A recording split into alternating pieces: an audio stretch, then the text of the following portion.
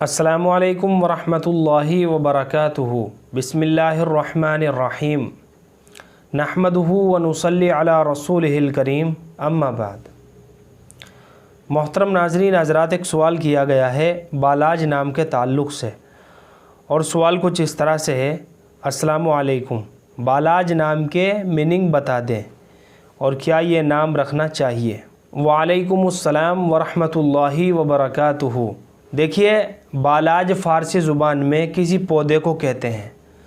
فارسی زبان میں بالاج جو ہے کسی ایک پودے کو کہتے ہیں، اور ایک لفظ ہے بالاجی۔ بالاجی ایران میں کسی ایک گاؤں کا نام ہے، اور عربی زبان میں بلاج کے معنی ہے سمندر کا کنارہ۔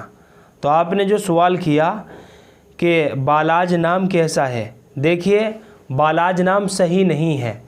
بالاج اور بلاج نام میں سے بلاج نام رکھ سکتے ہیں صرف معنی کے اعتبار سے۔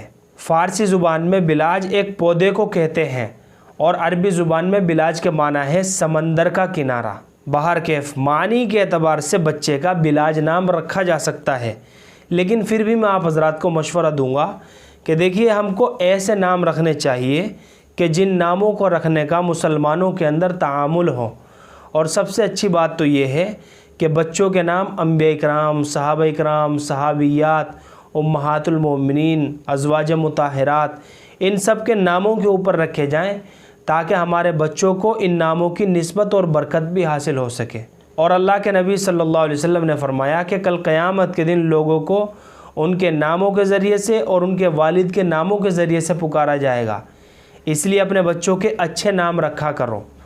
تو اس لیے سب سے بہتر بات یہ ہے کہ آپ اس نام کے بجائے انبیاء کرام کے ناموں میں سے رکھیں یا پھر صحابہ کرام کے ناموں میں سے رکھیں، جیسے محمد سعد ہے، محمد اسد ہے، محمد حذیفہ ہے، ابو ہریرہ ہے، عبد الرحمن، محمد زبیر۔